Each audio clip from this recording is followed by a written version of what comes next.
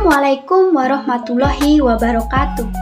Perkenalkan, nama saya Eni Astuti dengan NPM A1A021082. Di sini saya mewakili kelompok 7 dengan anggota Lara Oktaviana dengan NPM A1A021094, Indah Khairani dengan NPM A1A021091, dan Putu Tamara Dwika Arta Susanti dengan NPM A1A021074. Baiklah semuanya, di sini saya akan menjelaskan materi tentang klasifikasi bunyi suprasegmental, bunyi pengiring dan diftong. A. Klasifikasi bunyi suprasegmental. Bunyi suprasegmental adalah bunyi yang tidak bisa disegmentasikan karena kehadiran bunyi ini selalu mengiringi, menindih, atau menemani bunyi segmental. Bunyi-bunyi bahasa ketika diucapkan ada yang disegmen-segmenkan, diruas-ruaskan, atau dipisah-pisahkan, baik vokoid maupun kontoid. Bunyi suprasegmental mempunyai unsur atau disebut juga ciri-ciri prodi sebagai berikut. 1. Tekanan. Suatu bunyi dikatakan mendapat tekanan apabila energi otot yang dikeluarkan lebih besar ketika bunyi itu diucapkan. Sebaliknya, suatu bunyi dikatakan tidak mendapat tekanan apabila energi otot yang dikeluarkan lebih kecil ketika bunyi itu diucapkan. Variasi tekanan ini bisa dikelompokkan menjadi 4, yaitu A. Tekanan keras yang ditandai dengan, B. Tekanan sedang ditandai dengan, C. Tekanan rendah ditandai dengan, dan D. Tidak ada tekanan yang tidak ditandai dengan tidak adanya tanda akritik. Kedua, nada. Nada atau pitch berkenaan dengan tinggi rendahnya suatu bunyi. Bila suatu bunyi segmental diucapkan dengan frekuensi getaran yang tinggi, tentu akan disertai dengan nada yang tinggi. Sebaliknya, kalau diucapkan dengan frekuensi getaran yang rendah, tentu akan disertai juga dengan nada rendah. Dalam bahasa tonal seperti bahasa Thai dan bahasa Vietnam, nada bersifat fonemis, artinya dapat membedakan makna kata. Biasanya dikenal ada 5 macam nada. Yang pertama yaitu nada naik atau meninggi yang biasanya diberi tanda garis ke atas. Kedua, nada datar yang biasanya diberi tanda lurus mendatar. Ketiga, nada turun atau merendah yang biasanya diberi tanda garis menurun. Yang keempat, nada turun naik yakni nada yang merendah kemudian meninggi, biasanya diberi tanda garis seperti.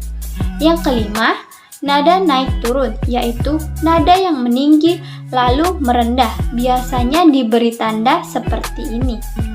Ketiga, jeda atau persendian. Menjelaskan jeda atau persendian berkenaan dengan hentian bunyi dalam arus ujaran. Disebut jeda karena adanya hentian itu, dan disebut persendian karena di tempat perhentian itulah terjadinya persambungan dua segmen ujaran. Jeda ini dapat bersifat penuh atau bersifat sementara. Biasanya dibedakan adanya sendi dalam dan sendi luar. Sendi dalam menunjukkan batas antara satu silabel dengan silabel yang lain. Contoh, am, bil, la, sa, na, ke, le, la, war. Sendi luar menunjukkan batas yang lebih besar dari silabel. A. Jeda di antar kata dalam frase ditandai dengan garis miring tunggal. B. Jeda antar frase dalam klausa ditandai dengan garis miring ganda. C. Jeda antar kalimat dalam wacana atau paragraf ditandai dengan garis silang ganda. Yang keempat, durasi. Durasi berkaitan dengan masalah panjang pendeknya atau lama singkatnya suatu bunyi diucapkan.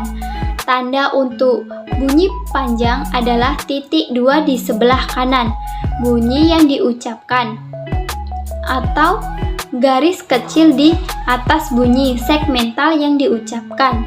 Dalam bahasa Indonesia, durasi ini tidak bersifat fonemis, tidak dapat membedakan makna kata. Tetapi dalam beberapa bahasa lain seperti bahasa Arab, unsur durasi bersifat fonemis. B. Bunyi pengiring. Bunyi pengiring adalah bunyi yang ikut serta muncul ketika bunyi utama dihasilkan. Hal ini disebabkan oleh ikut sertanya alat-alat ucap lain ketika alat ucap pembentuk bunyi utama difungsikan.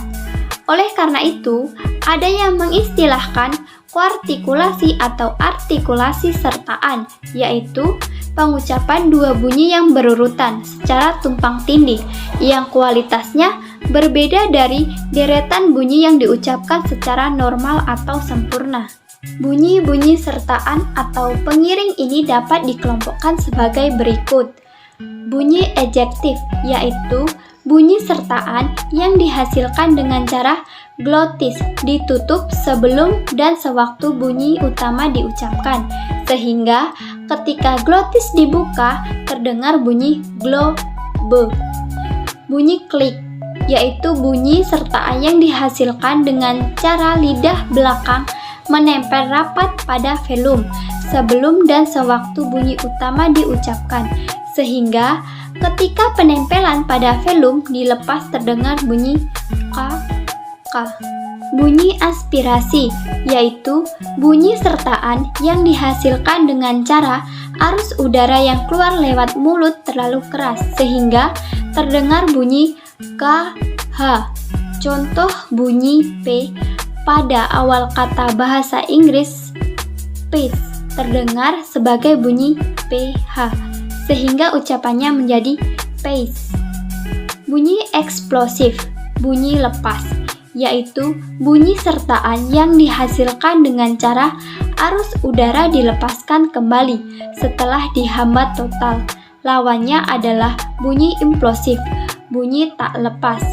Bunyi retrofleksi, yaitu bunyi sertaan yang dihasilkan dengan cara ujung lidah ditarik ke belakang. Contoh bunyi K pada kata kertas terdengar sebagai bunyi ker, sehingga ucapannya menjadi kertas. Jadi bunyi K telah di retrofleksi. C. Diftong. Menurut Kamus Besar Bahasa Indonesia, diftong adalah bunyi vokal rangkap yang tergolong dalam satu suku kata dalam penyukuan dan pemenggalan kata. Diftong merupakan satu kesatuan yang tidak boleh dipisah. Jadi, jika kita kata sungai, galau, dan koboi disuku katakan atau dipenggal, hasilnya tidak boleh sungai, galau, dan koboi, melainkan sungai, galau, dan koboi. Contoh kata lainnya yang mengandung diftong adalah kacau, bangau, balai, katai, semai, amboi, garau, dan tupai. Dalam praktiknya, bunyi diftong ini ada 3 macam, yaitu diftong menurun adalah diftong yang ketika perangkapan bunyi vokoid itu diucapkan. Vokoid pertama bersonoritas, sedangkan vokoid kedua kurang bersonoritas, bahkan mengarah ke bunyi non-vokoid. Diftong menaik adalah diftong yang ketika perangkapan bunyi vokoid itu diucapkan. Vokoid pertama kurang menurut sonoritasnya dan mengarah ke bunyi non-vokoid, sedangkan vokoid kedua menguat sonoritasnya. Contoh ai, gulai, au, pulau, oi, sekoi. Diftong memusat adalah bila vokal kedua diacu oleh sebuah atau lebih vokal yang lebih tinggi dan juga diacu oleh sebuah atau lebih vokal yang lebih rendah. Dalam bahasa Inggris ada diftong memusat. Contohnya pada kata more dan floor. Ucapan kata more adalah more dan ucapan kata floor adalah flow. Baiklah semuanya, itu tadi penjelasan dari kelompok saya. Apabila ada kesalahan, saya mohon maaf karena di sini kita sama-sama belajar. Saya akhiri, wassalamualaikum warahmatullahi wabarakatuh.